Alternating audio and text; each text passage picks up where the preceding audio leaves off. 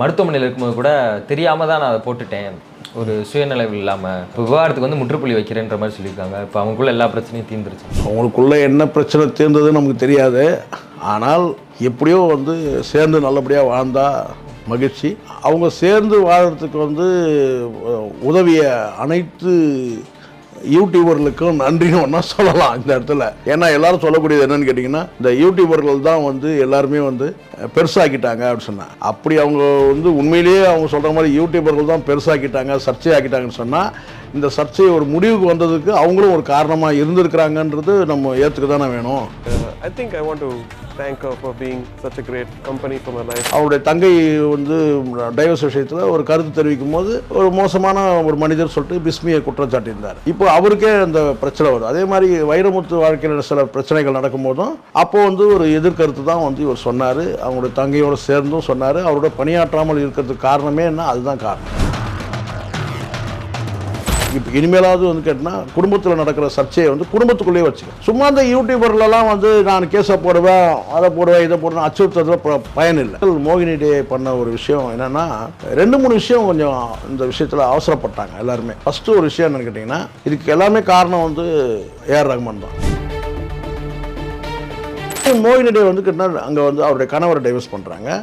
அதுக்கு பிறகு அங்கே வந்து அவங்களும் விளக்கம் எதுவும் சொல்லவே இல்லை, கடந்து போயிடுறாங்க. பத்திரிகையாளர் கேட்கும்போது கடந்து போயிடுறாங்க. அதுக்கு பிறகு வந்து இப்போ இவ்வளோ ஒரு வாரம் ஒரு பிரச்சனை எரியும் போது இப்போ வந்து நீங்கள் வந்து அப்பான்னு இந்த அப்பான்னு சொன்னதை ஒரு வாரத்துக்கு முன்னாடி சொல்லியிருக்கலாமே, 4 நாள் முன்னாடி சொல்லியிருக்கலாமே, சர்ச்சைக்கு ஒரு முற்றுப்புள்ளி ஆயிருக்கும் இல்லையா? இன்னைக்கு எதுக்கு சார் இவ்வளோ சர்ச்சை ஓடிக்கிட்டு இருக்கு சார். அந்த மோகினி டேவே வந்து நான் சொன்ன கேட்டால் எங்கள் அப்பா மாதிரி சொல்கிறாங்க, ஏஆர் ரஹ்மான் வாய்த்து வந்தாரா? நீங்கள் சொல்லுங்கள், ஏன் பேச மாட்டாரா? விரதம் இருக்காரா? இந்த யூடியூப்பில் யாரெல்லாம் அவதூறு பரப்புறீங்களோ அவங்க மேலாம் நான் வந்து நடவடிக்கை எடுப்பேன்னு சொல்கிறேன். சார் இங்கெல்லாம் கம்மி, நீங்கள் பார்க்குறீங்களான்னு தெரில, தமிழ்நாட்டில் குறைவு. நார்த்தில் வரக்கூடிய அந்த மீடியாலாம் எடுத்து பாருங்கள். கல்யாண போட்டோவே வந்து இணைச்சி ஃபேப்ரிகேட் பண்ணி போட்டுட்ருக்கிறான். நார்த்தில் இருக்க யூடியூப்லலாம் 2 பேருக்கும் வந்து பார்த்தீங்கன்னா வந்து ஜோடியாக நிற்கிற மாதிரிலாம் போட்டுருக்கிறான் போட்டோவை. புகழில் இருக்கக்கூடியவங்களுக்கு வந்து பார்த்தா பல்வேறு சிக்கல் வரும். பொருளாதாரத்தில் வந்து நெருக்கடிகள் வரும். இந்த பிஸ்னஸில் இருக்கணும். அது தாண்டி வந்து பார்த்தா புகழ் வந்துச்சுன்னா கேட்டால் நீ பெரியவன் நான் பெரியவன்ற அந்த சிக்கல் வரும். இந்த புகழ் பணமும் புகழும் வந்துச்சுன்னா சில பெண்கள் குறுக்க நெருக்க ஓடுவாளுங்க, அதுவும் நடக்கும். இன்னைக்கு உங்களுக்கு யாரெல்லாம் நெஞ்ச நக்குறாங்களோ, ஏஆர் ரஹ்மான் நெஞ்ச நக்குறாங்களோ அவங்கெல்லாம் இமானுக்கு எதிராக பேசணுங்க, சிவகார்த்திகேயனுக்கு எதிராக பேசணுங்க. ஏற்கனவே மற்ற நடிகர்களை பற்றி பேசாதவங்களா இவங்கெல்லாம்? சொல்லுங்க, எல்லாமே பேசியிருக்காங்க. வைரமுத்து பற்றி பேசாதவங்களா? ஏன் நீங்க பேசலையா? தொழில்முறை உறவே நீங்க கட் பண்ணிட்டீங்கல்ல.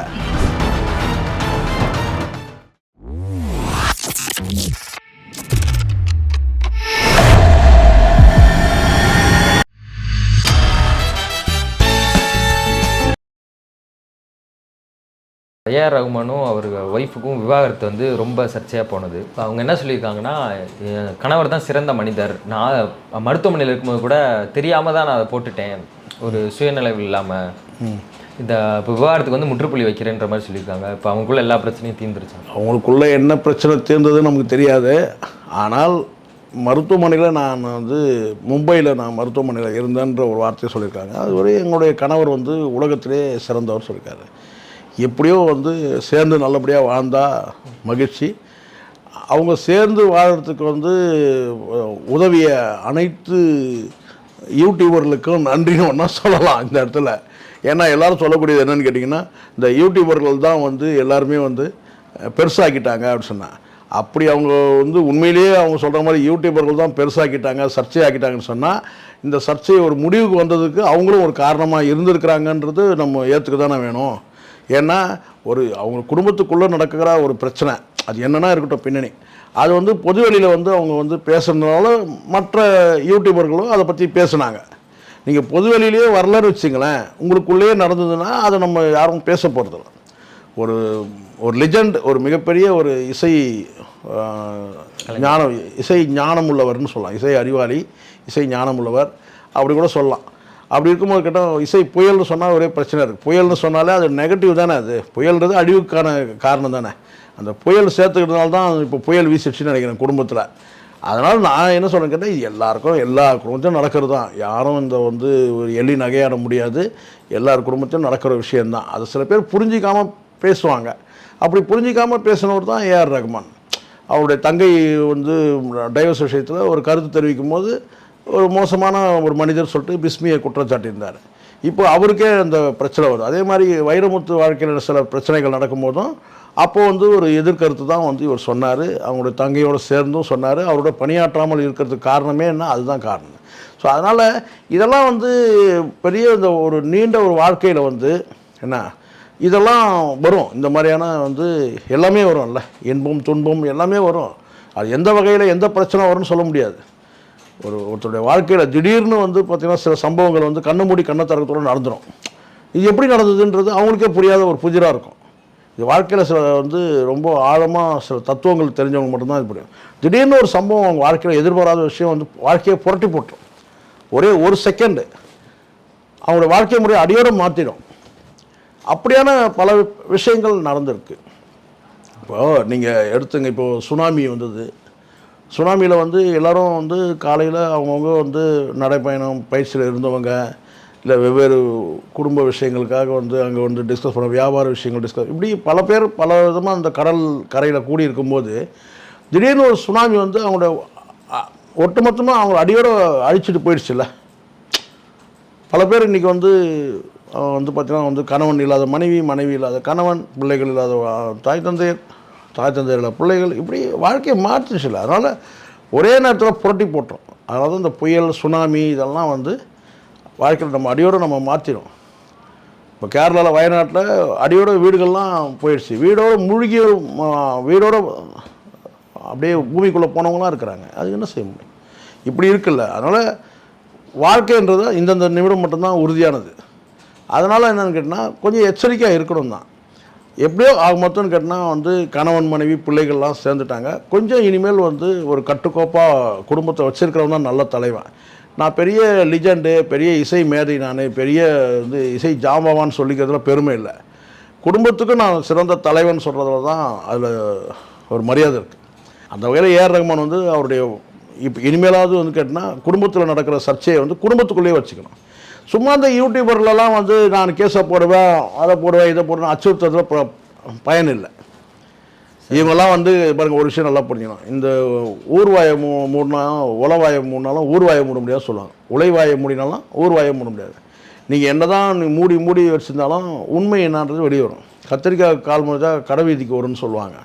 அந்த மாதிரி நீங்கள் என்ன தான் நீங்கள் வந்து உள்ளே பூட்டி வச்சுருவாங்க, வெளியே வெளியே வந்து தான் தெரியும்.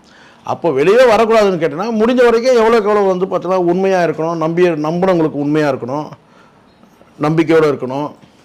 அதை முதல்ல பார்த்துக்கணும். கூடுமான வரைக்கும் வந்து கேட்டால் வந்து வெளிப்படைத்தன்மை இருக்கணும். உள்ளே ஒன்று வச்சுக்கிட்டு வெளியில் ஒரு முகத்தை காட்டுறது, உள்ளே ஒரு முகம் வச்சுட்டு வெளியே ஒரு முகத்தை காட்டுறது, அந்த மாதிரி பண்ணக்கூடாது. நீங்கள் சொன்னதுக்கு நான் கேட்குறேன். இப்போ இது எப்படின்னா, மோனிடே அவர்களும் வந்து ஒரு வீடியோ போட்டிருக்காங்க. எனக்கு ஏஆர் ரஹ்மான் வந்து எனக்கு தந்தை மாதிரி, அவரோட உங்களுக்கு தெரியும் நினைக்கிறேன், கிட்டார் அப்பா மாதிரின்னு சொல்லிட்டு. ஆமாம், எனக்கு வந்து தந்தை மாதிரி.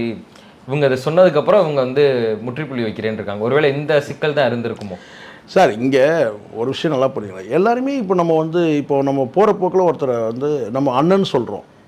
அண்ணன்ற ஒரு அண்ணன்றது ஒரு மரியாதைக்குரிய வார்த்தை, அவ்வளோதான். அவங்க அண்ணன் ஆகிட முடியுமா? இங்கே அண்ணன்னா எப்படின்னு கேட்டிங்கன்னா, உடன் பிறந்தவர்கள் மட்டும்தான் நம்ம அண்ணன் நம்ம சொல்ல முடியும். நமக்கு எப்படின்னா என்னோட மூத்தவனா அவன் பிறந்திருக்கான், என் குடும்பத்தில் இருக்கான், அவன் அண்ணன்ற மாதிரி இருக்கான். ஆனால் போகிற போக்கில் எல்லாருமே அண்ணன் சொல்கிறோம். இப்போ சபரிமலைக்கு மாலை போட்டோன்னா சாமின்னு சொல்கிறோம். சாமியா சொல்கிறாங்களா இல்லையா? அதே மாதிரி கேட்டால் வந்து பார்த்தீங்கன்னா அங்கிள் சொல்கிறாங்க. அங்கிள் சொல்கிறவங்கலாம் வந்து அங்கிள் ஆகிட முடியுமா? இது வந்து ஒரு மரியாதைக்காக அடைக்கக்கூடிய ஒரு வார்த்தை தான். அந்த வகையில் வந்து பார்த்தீங்கன்னா என்னை எவ்வளோ பேர் என்னை அப்பான்னு கூப்பிட்றாங்க. அது கேட்கும்போது அவ்வளோ மகிழ்ச்சியாக இருக்கும். நம்ம பிள்ளைகளை விட வந்து பார்த்திங்கன்னா வந்து அவ்வளோ பாசமாக அப்பான்னு கூப்பிட்றவங்களாம் இருக்கிறாங்க. சரிங்களா? அது மரியாதைக்குரிய வார்த்தையை நம்ம எடுத்துக்கணும். அதே மாதிரி இந்த அம்மா மோகினிடே சொல்கிறத வந்து நம்ம புறந்தள்ளக்கூடாது. அவங்க ஒரு மரியாதைக்குரிய மனிதர்ன்றது தான் சொல்கிறாங்க. அப்பான்றது வந்து கேட்டிங்கன்னா, இப்போ போகிற போக்கில் நம்ம வந்து எல்லாரையும் சார்னு சொல்கிறது. சில நேரங்கள் உறவுமுறை வச்சு கேட்டினா அண்ணான்னு கூட சொல்கிறேன். என்னோடய வயதில் குறைந்தவர்கள் கூட நான் சில நேரம் அண்ணான்னு சொல்கிறேன். நல்லா தெரியும் எனக்கு, என்னோட அவங்களோட வயசு குறைஞ்சவங்க தான். ஆனால் ஒரு அன்பின் மிகுதியாக ஒரு மரியாதைக்குரிய ஒரு வார்த்தையாக நம்ம அண்ணான்னு நம்ம சொல்கிறோம். சார் என்ன சார் என்ன அண்ணன் சொல்லி கூட நான் 4 வயசு குறைவேன் சார் சொல்லுவாங்க சில பேர். அது பரவாயில்ல. அது வந்து அன்பின் மிகுதியாக வரக்கூடிய வார்த்தை, மரியாதை நிமித்தமாக வரக்கூடிய வார்த்தை. அதை வச்சு கேட்டான், அவன்ப்பா உனக்கு எவ்வளோப்பா வயசு என்னோட அப்படி சொல்லி, அண்ணா 6 மாதம் நீ என்னோட சின்னண்ணா, அப்போ நீ என்னை தம்பி அப்படின்னு சொல்ல முடியும். தம்பின்னு சரி நான் தம்பின்னு கூட நம்ம சொல்கிறோம். நம்மளோட சின்ன பிள்ளைன்னு கேட்டால் இப்போ என் மகன் வயசு இருக்கிறான் ஒரு பையன், அவன் வந்து கேட்டால் வந்து மகனே அப்படின்னா சொல்கிறேன், தம்பின்னு சொல்கிறான். எப்படியும் தம்பி ஆக வாய்ப்பே இல்லை, ஆனால் வந்து பார்த்தீங்கன்னா தம்பின்னு சொல்கிறோம். ஒரு மகன் அந்த மாதிரி கேட்டால் வந்து சில நேரங்களில் அந்த அப்பான்றது ஒரு அன்பின் மிகுதியாக, பாசத்தின் மிகுதியாக, அல்லது வந்து மரியாதையின் மிகுதியாக வர வார்த்தை தான். அந்த வகையில் வந்து அவங்க வந்து அப்பான்னு சொன்னாங்க. ஸோ அப்பான்னு சொன்னாலும் அப்பான்னு ஆகிட முடியாது. ஆனால் என்னென்னா இதில் ஒரு சிக்கல், மோகினி டே பண்ண ஒரு விஷயம் என்னென்னா 2-3 விஷயம் கொஞ்சம் இந்த விஷயத்தில் அவசரப்பட்டாங்க எல்லாருமே. ஃபஸ்ட்டு ஒரு விஷயம் என்னென்னு கேட்டிங்கன்னா, இதுக்கு எல்லாமே காரணம் வந்து ஏஆர் ரஹ்மான் தான். முதல்ல அவங்க மனைவி வந்து இந்த மாதிரியான ஒரு அறிவிப்பை வெளியிட்டாங்கல்ல, அறிவிப்பை வெளியிட்டோன்னு கேட்டால் அவங்களுடைய வழக்கறிஞர் வந்து விளக்கமாக சொன்னாங்க. அவங்க பெரிய விளக்கம்லாம் சொல்லவே இல்லை, அவங்க சொன்ன அறிக்கையில் என்ன சொன்னாங்களோ அதுதான் விளக்கமாக சொன்னாங்க. ஸோ இந்த அறிக்கை வந்த உடனே வந்து கேட்டிங்கன்னா வந்து இந்த அறிக்கையை வந்து அடுத்த ஒரு 3 மணி நேரத்தில், ஒரு 6 மணி நேரத்தில் அதை வந்து விலக்கிட்டுருக்கலாம், விலக்கி அதை விட்ரா பண்ண வச்சுருக்கலாம். ஆனால் ஒரு குறிப்பிட்ட காலம் வந்து விட்டாச்சு. அதுக்கு பிறகு வந்து மோகினி டே வந்து அவங்களுடைய கணவரை விவாகரத்து பண்ணும்போது தான் இந்த சர்ச்சை வந்து இணைச்சி பேசப்படுது, 2 தரப்புலையும் வந்து இணைச்சி வருது. அப்போ உடனடியாக இந்த இணைச்சி பேசின உடனேயாவது இந்த மோகினி டே மறுத்து இருக்கணும். என்னென்னு கேட்டால், இந்த மாதிரி என்னுடைய விவாகரத்தை வச்சு நீங்கள் பேசுகிறீங்க, மையப்படுத்தி பேசுகிறீங்க, நான் வந்து ஏஆர் ரஹ்மான் வந்து நான் ட்ரூப்பில் நான் மியூசிக் பண்ணுறேன், அதே சமயத்தில் அவருக்கு எனக்கு அந்த தொடர்பு இல்லை, எனக்கு வந்து அவர் தந்தைக்கு நிகரானவர் அப்படின்னு சொல்லியிருந்தாங்கன்னா முடிஞ்சிட்ருக்கும். ஆனால் அவங்களும் விட்டாங்க, ஒரு வாரம் விட்டாங்க. இந்த சைடில் வந்த பிள்ளைகள் வந்துன்னு கேட்டிங்கன்னா வந்து ஏஆர் ரஹ்மான் மகன் வந்து கேட்டினா எங்கள் அம்மா அப்பாவுடைய டைவர்ஸ் வந்து ஒரு ப்ரைவசி, அதுக்கு நீங்கள் மதிப்பளிங்கன்னு சொல்லி கொடுக்குறாங்க. எந்த பிள்ளையும் இது வரைக்கும் அப்படி சொன்னதே கிடையாது. எங்கள் அம்மா அப்பாவுக்கு வந்து டைவர்ஸ் கேட்டால் வந்து அது தவறானது, நீங்கள் நம்பாதீங்க, கூடிய சீக்கிரம் எங்கள் அம்மா அப்பா நாங்களே ஒன்றா சேர்த்து வச்சுருவோம், அதெல்லாம் ஒன்றும் இல்லை, சாதாரண குடும்பங்கள் இருக்கிற சச்சரவு தான் இருக்குது அப்படி சொன்னாலும் அது முற்றுப்புள்ளி ஆகிடும். ஆனால் எல்லாருமே வந்து எரியறதுல எண்ணெயை ஊற்றுன மாதிரி ஊற்றி விட்டாங்க. ஒரு பக்கம் அவங்க வந்து டைவர்ஸ்னு சொல்லும் போதே இதயம் நொறுங்கிடுச்சு, உடஞ்சிடுச்சுன்னு சொன்னாங்க. ஒரு மனைவி வந்து டைவர்ஸ் பண்ணும்போது இதயம் நொறுங்கிடுச்சு சொன்னால் யாரை அவங்க ப்ளேம் பண்ணுறாங்கன்றது கூட தெரியாத மக்களுக்கு யாரை ப்ளேம் பண்ணுவாங்க? கண்டிப்பாக கணவனை தான் ப்ளேம் பண்ணுவாங்க. ஒரு டிவோர்ஸ் கொடுக்கும்போது என் இதயம் நொறுங்கிடுச்சு, கண்ணாடி மாதிரி இதயம் உடஞ்சிடுச்சு சொன்னால் அது கணவனை தான் சொல்கிறாங்கன்றது தான் போடுறோம். அதுக்கு பின்னாடி என்ன காரணம் இருக்குது வேறு விஷயம். அது எனக்கு மகன் வந்து சொல்லுவான்னு கேட்டால், எங்கள் அப்பா அம்மா நாங்கள் ஒன்றா சேர்த்து விவசாயம் கேட்டால் இதுக்கு ப்ரைவசிக்கு மதிப்பளிங்கன்னு கேட்டால் அவங்க பிரிஞ்சு போகிறது பிரிஞ்சது தான், நீங்கள் அதுக்கு மதிப்பளிங்கன்ற மாதிரி சொல்கிற மாதிரி இருக்குது. ஸோ இப்படி ஒன்று. இதை தாண்டி மோகினி டே வந்து கேட்டால் அங்கே வந்து அவருடைய கணவரை டைவர்ஸ் பண்ணுறாங்க. அதுக்கு பிறகு அங்கே வந்து அவங்களும் விளக்கம் எதுவும் சொல்லவே இல்லை, கடந்து போயிடுறாங்க. பத்திரிகையாளர் கேட்கும்போது கடந்து போயிடுறேன்றாங்க. அதுக்கு பிறகு வந்து இப்போ இவ்வளோ ஒரு வாரம் ஒரு பிரச்சனை எரியும் போது இப்போ வந்து நீங்கள் வந்து அப்பான்னு இந்த அப்பான்னு சொன்னதை ஒரு வாரத்துக்கு முன்னாடி சொல்லியிருக்கலாமே, 4 நாள் முன்னாடி சொல்லியிருக்கலாமே, சர்ச்சைக்கு ஒரு முற்றுப்புள்ளி ஆயிருக்கோம் இல்லையா? நான் இங்கே பல முட்டாள்கள் பேசுகிறாங்களா, இந்த பெரிய அறிவாளி மாதிரி உட்காந்துட்டு அவர் வந்து ஏஆர் ரஹ்மான் வந்து அவர் வந்து சுண்டு விரல் பட்டதில்லை, ஏஆர் ரஹ்மான் வந்து இப்படி போனார்னா பெண்கள் இப்படி வந்துடுவார், அவர் வந்து பெண்கள் இருக்கிற பகுதிக்கே போக மாட்டார், இதெல்லாம் சொல்கிறது முட்டாள்தனம். சில முட்டாள்கள்லாம் கேட்டால் அவரை புனிதப்படுத்தணும்னு நினைக்கிறாங்க. இங்கே யார் பாவின்னு சொன்னாங்க அவரை? நீங்கள் சொல்லும் போது தான் அது வலுவடையுது. இப்போ பிரச்சனையே என்னன்னு கேட்டால் நீங்கள் நேரடியாக சொல்லுங்கள். அதை பார்த்தீங்கன்னா மோகினி டேவுக்கும் அவங்களுக்கும் வந்து எந்த ஏஆர் ரஹ்மான் அவருக்கும் எந்த தொடர்பும் இல்லைன்னு யாராவது சொன்னீங்களா? அதை சொல்ல. ஆனால் சொல்லக்கூடியது என்ன சொன்னீங்க? பெண்கள் வரும்போது அவர் அப்படி பக்கம் போக மாட்டார், சுண்டு வரல் கூட அவர் மேலே அவங்க மேலே பட்டதில்லை, பெண்கள் மேலே பட்டதில்லை, இப்படி தான் நீங்கள் சொல்கிறீங்களே தவிர மோகினி டேவுக்கும் அவருக்கும் எந்த தொடர்பும் இல்லைன்னு சொல்லிட்டு அவரே சொல்லலை. யாரே சொல்லலை? ஏஆர் ரஹ்மான் சொல்லியிருக்கணும்ல. இன்னைக்கு எதுங்க சார், இன்னைக்கு சார் இவ்வளோ சர்ச்சையை ஓடிக்கிட்டு இருக்கு சார். அந்த மோகினி டேவே வந்து என்ன சொன்னேன்னு கேட்டால் எங்கள் அப்பா மாதிரி சொல்கிறாங்க, ஏஆர் ரஹ்மான் வாய்த்து வந்தாரா? நீங்கள் சொல்லுங்கள். ஏன் பேச மாட்டாரா? விரதம் இருக்காரா? அவங்க மனைவி சொல்கிறாங்க, உலகத்தில் சிறந்த மனிதர் என் கணவர்னாங்க. அவ்வளோ சிறந்த மனிதரை ஏமா நீங்கள் டைவர்ஸ் பண்ணீங்க? ஒரு கேள்வி வருமா? அதை சாதாரண பெண்கள் கேட்பாங்களா கேட்க மாட்டாங்க? இந்த அறிவுள்ளவங்க கேட்பாங்களா கேட்க மாட்டாங்களா? மோகினி டே வந்துன்னு கேட்டிங்கனாக்கா வந்து கேட்டால் எங்கள் அப்பா அம்மா சொல்ல இதை ஒரு வாரத்துக்கு முன்னாடி சொல்லிங்கன்னா அந்த சர்ச்சையே நடந்திருக்காதம்மா. ஒரு மனுஷனை தேவையில்லாமல் இவ்வளோ தூரம் சங்கடத்துக்கு ஏற்படுத்திட்டீங்களே, முன்னாடியே சொல்லியிருக்கலாம்ல, ஒரு 4 நாளுக்கு முன்னாடி 3 நாளைக்கு முன்னாடி சொல்கிறேன். சரி, இதுக்கப்புறம் கேட்டால் ஏஆர் ரஹ்மான் வந்து துணிச்சலாக வந்து பாராட்டணும், உண்மையை அவருடைய தைரியத்தை வந்து பாராட்டணும், அவருடைய நேர்மையை கூட பாராட்டுன்னு கேட்டால் நேராக வந்து என்ன சொல்லியிருக்காருன்னு கேட்டிங்கன்னா, இந்த யூடியூப்பில் யாரெல்லாம் அவதூறு பரப்புறீங்களோ அவங்க மேலாம் நான் வந்து நடவடிக்கை எடுப்பேன்னு சொல்கிறேன். சார் இங்கெல்லாம் கம்மி, நீங்கள் பார்க்குறீங்களான்னு தெரில, தமிழ்நாட்டில் குறைவு. அங்கே நார்த்தில் வரக்கூடிய அந்த மீடியாலாம் எடுத்து பாருங்கள், கல்யாண போட்டோவே வந்து இணைச்சி ஃபேப்ரிகேட் பண்ணி போட்டுட்ருக்குறான் நார்த்தில் இருக்க யூடியூப்லலாம். 2 பேருக்கும் வந்து பார்த்தீங்கன்னா வந்து ஜோடியாக நிற்கிற மாதிரிலாம் போட்டுருக்குறான் ஃபோட்டோவை. இங்கே அந்த மாதிரிலாம் யாரும் போடவே இல்லை, யாரும் செய்யவே இல்லை. சில விமர்சனங்கள் வைக்கிறாங்க. அதையும் கூட நீங்கள் முறியடிக்க முடியும். ஏஆர் ரஹ்மான் வந்து கேட்டால் உடனே ஏஆர் ரஹ்மான் வந்து பேச வேண்டியதுனா என் மனைவிக்கும் எனக்கும் வந்து பார்த்தீங்கன்னா எந்த விதமான இன்றைக்கி சொல்கிறாங்க சார், என் உலகத்திலே கணவர் சிறந்த கணவர் சொல்லிட்டு சொன்னாங்களா? ஏன் இவர் சொல்லவே இல்லை? நீங்கள் சிறந்த மனைவின்னு சொல்லலாம் சார். என் அன்பிற்குரிய மனைவி சொல்லாமே, ஒரு பாசத்தை வெளிப்படுத்தலாமே. அப்படி நீங்கள் எல்லாத்துக்கும் நீங்களே வந்து எண்ணெயை ஊற்றிட்டு ஒரு பிரச்சனையை ஊற்றிட்டு ஐயோ எரியுதே பற்றிக்கிட்டே நான் என்ன சார், நான் அழுத்தமாக பதிவு பண்ணுறேன். நேரடியாக ஏஆர் ரஹ்மானுடைய மனசாட்சிக்கிட்ட நான் இந்த கேள்வியை நான் கேட்குறேன். உங்களுடைய எந்த விஷயத்தை நீங்கள் வந்து பார்த்தீங்கன்னா பொதுவெளியில் வந்து நீங்கள் பேசியிருக்கீங்க? உங்களுடைய சொந்த விஷயத்தை சொல்கிறேன். உங்களுடைய சம்பளமாக சொல்லியிருப்பீங்களா? சொல்லுங்களா பார்க்கலாம். நீங்கள் தான் நேர்மையானவர் தானே. உங்களுடைய சம்பளம் எவ்வளோ, ஒரு நாள் சம்பளம் எவ்வளோ, அல்லது ஒரு படத்துக்கான சம்பளம் எவ்வளோ சொல்லுவீங்களா? சொல்ல மாட்டீங்க. சொல்ல முடியாது இல்லை. நீங்கள் தான் நேர்மையானவர், சொல்லுங்களேன். நாங்கள் வேறு எந்த அந்தரங்கத்தையும் கேட்கவே இல்லை.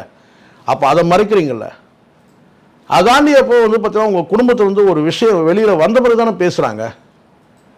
நீங்களாவது என்னன்னு கேட்டிங்கன்னா இது முழுக்க எங்களுடைய தனிப்பட்ட விஷயம், இதை யாரும் விவாதிக்காதீங்க அப்படின்னு சொன்னீங்களா? ஆனால் சொல்லலை. நீங்கள் என்ன சொன்னீங்க?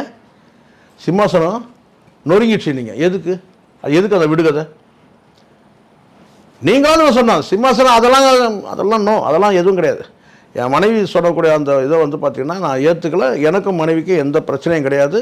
நாங்கள் ஒன்றா தான் இந்த நிமிஷம் வரைக்கும் வாழ்ந்துட்டுருக்குறோம். அவங்களுடைய ஸ்டேட்மெண்ட்டை வந்து அவங்க விட்ரா பண்ணிப்பாங்க. எங்களுக்குள்ளே எந்த பிரச்சனையும் இல்லை. சொல்ல வேண்டியதானே நீங்கள்? அதை விட்டுட்டு சிம்மாசனம் கால்கள் நொறுங்கிடும்னு சொன்னது யார் சொன்னது? இப்போ நீங்களும் தானே வந்து ஒரு கம்மா போடுறீங்க அந்த இடத்துல. ஸ்ட்ரைட்டாக சொல்லுங்கள் சார் மேட்ரை. இந்த சிம்மாசனம், கண்ணாடி, உடைந்த துண்டுகள் அதெல்லாம் தேவையில்லை. ஸ்ட்ரைட்டாக கேட்டால் நானும் என் மனைவி பெரிய தேவையில்லாமல் எவனாவது இதை பேசிட்டீங்கன்னா அவ்வளோ உங்களை சட்டப்பூர்வ நடவடிக்கை எடுப்பேன். எனக்கு என் மனைவிக்கு எந்த பிரச்சனையும் இல்லை. போல்டாக சொல்ல வேண்டியதானே? ஏன் சொல்லலை ஏஆர் ரஹ்மான்? இந்த நிமிஷம் வரைக்கும் சொல்லவே இல்லை. நீங்கள் சொல்லுங்கள் சார், மகள்னு சொல்லுங்கள் சார். அவங்க சொல்லிட்டாங்கல்ல. இப்படி நீங்கள் வந்து முற்றுப்புள்ளி வைக்க வேண்டியதெல்லாம் நீங்கள் கமா போட்டுட்டு ஒரு 4 பேர் பேசுகிறான். ஏஆர் ரஹ்மானுக்கு ஆதரவாளர்கள் பேசுகிறாங்க. எல்லாமே பெரும்பாலும் நீங்கள் பார்த்துருப்பீங்க. பேர்களை வச்சு நம்ம யாருன்ற நமக்கு அந்த போக்கே கிடையாது. நம்ம மதங்களுக்கு அப்பாற்பட்டவங்க, சாதிகளுக்கு அப்பாற்பட்டவங்க. அது நடைமுறையில் நம்ம வாழ்ந்தும் காட்டிகிட்ருக்கோம். ஸோ அதனால் எனக்கு அதில் உடன்பாடே கிடையாது. எனக்கு இந்த சாதி இந்த மதத்தில் எனக்கு உடன்பாடே கிடையாது. நாம் இங்கே எல்லாரையும் மனுஷனாக நான் பார்க்குறேன். எல்லாருமே மனுஷனாக பார்க்குறேன். நான் எல்லாமே ஆசாபாசங்கள் நிறைந்த மனிதர்கள் தான் இங்கே. நான் மனுஷனாக நான் ஏஆர் ரஹ்மான் பெரிய சாதனையாளர் கூட நான் பார்க்கல, ஒரு நல்ல மனிதராக பார்க்குறேன். அப்போ நீங்கள் வந்து ஒரு விஷயத்துக்கு முற்றுப்புள்ளி வைப்பீங்கன்னா கமா போட்டுட்டு அப்போ ஊரில் இருக்கிற எவனுமே பேசக்கூடாது. பேசுகிறவங்களாம் வந்து பார்த்திங்கன்னா வந்து சங்கிகள். இது எப்படி இருக்கும்? அத்தனை பேர் சங்கிகளா? நான் கூட சங்கி. ஒருத்தர் சொல்கிறான் இவர் சங்கி. என்ன நியாயம் இருக்குது?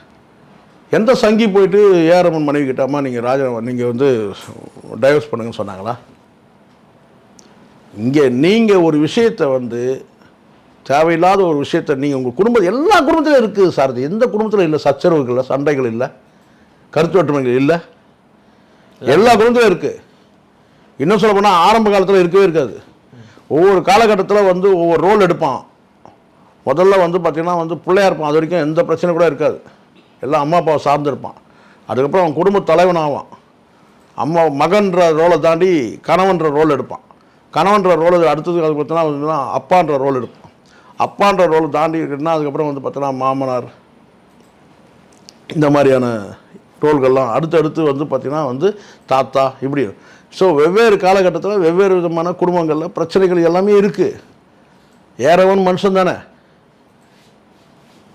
அதில் வந்து பார்த்தீங்கன்னா சில இது மாதிரி புகழில் இருக்கக்கூடியவங்களுக்கு வந்து பார்த்தோன்னா பல்வேறு சிக்கல் வரும். பொருளாதாரத்தில் வந்து நெருக்கடிகள் வரும். இந்த மாதிரி பிஸ்னஸில் இருக்கணும். அதை தாண்டி வந்து பார்த்தா புகழ் வந்துச்சுன்னா கேட்டால் நீ பெரியவன் நான் பெரியவன்ற அந்த சிக்கல் வரும். இந்த பணமும் புகழும் வந்துச்சுன்னா சில பெண்கள் குறுக்க நெருக்க ஓடுவாளுங்க. அதுவும் நடக்கும். ஸோ இதெல்லாம் கடந்து ஒரு மனுஷன் வந்து நிற்கிறது சாதாரண விஷயம் கிடையாது. இது எல்லாரும் ஃபேஸ் பண்ணிகிட்டு இருக்கிறவங்க தான். அதனால் வந்து நம்ம ஏஆர் ரஹ்மானை வந்து நம்ம குறைச்சி மதிப்பிடலாம். ஆனால் வந்து இதுக்கெல்லாம் வந்து யார் முற்றுப்புள்ளி உட்காந்து யோசிங்க சார். கண்ட கழுதிங்க பேசுதுன்னு சொல்லிட்டு சில கழுதிகள் பேசுது. கண்ட கழுதைகள் பேசுன்னு சொல்லிட்டு சில கழுதைகள் வந்து உங்களுக்கு ஆதரவாக பேசுகிற கழுதைகள், இங்கே உங்களுக்கு ஆதரவாக பேசுகிற கழுதைகள், எதிராக பேசுகிற கழுதைகள் கூட இருக்கட்டும். நீங்கள் குதிரையாக இருங்க, நீங்கள் சிங்கமாக இருங்க, சிம்மாசனத்தில் சிங்கமாக நீங்கள் உட்காந்துருங்க. சொல்லுங்கள். அதை விட்டுட்டு நீங்கள் வந்து இந்த பக்கம் வந்து ஆதரவாக பேசுகிறவங்களுக்கு பக்கம் நீங்கள் இன்றைக்கி அந்த ஆதரவாக பேசுகிறவங்கலாம் நேற்றுக்கெல்லாம் இமானை பற்றி பேசும்போது நிறைய பொங்குனவங்க.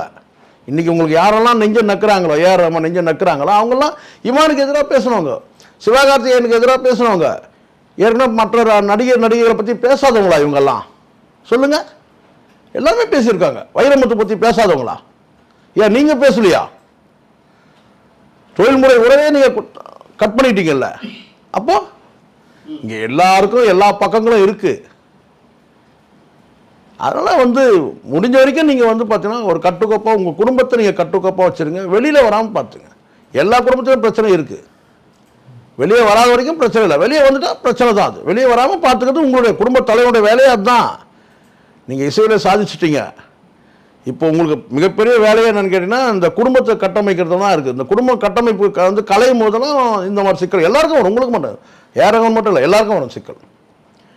அதுதான் ரொம்ப ரொம்ப கவனம். இங்கே வந்து ஒரு நாட்டை கூட நிர்வாகம் பண்ணிடலாம், ஒரு நாட்டை ஒரு தொழிற்சாலை நிர்வாகம் பண்ணிடலாம். ஆனால் குடும்பத்தை நிர்வாகம் பண்ணுறது சாதாரண விஷயம் கிடையாது. தேசத்தின் பிரச்சனை கூட தீர்த்திடலாம். ஆனால் குடும்ப பிரச்சனை தீர்க்கிறது சாதாரண வேலை கிடையாது. மிகப்பெரிய மன உளைச்சலை ஏற்படுத்தும். இது உண்மை. இதே தொழில் ரீதியாக பிரச்சனைனா பொருளாதார பிரச்சனை இருக்கும், அதை எப்படி வேணால் ஃபேஸ் பண்ணிக்கலாம். ஒரு தேசத்தின் பிரச்சனை கூட உட்காந்து பேசலாம், பேசி தீர்க்க முடியும். ஆனால் அந்த குடும்ப பிரச்சனை இருக்குது பாருங்கள், மிகப்பெரிய மன உளைச்சலை ஏற்படுத்தும். அதில் தான் ரொம்ப ரொம்ப கவனமாக இருக்கணும். அதனால் நம்ம வந்து பார்த்தீங்கன்னா இப்போவும் சொல்கிறேன், ஏஆர் ரஹ்மான் வந்து பார்த்திங்கன்னா வந்து என்ன சொன்ன ஒரு லிஜெண்ட், அதில் எந்த சந்தேகமும் இல்லை.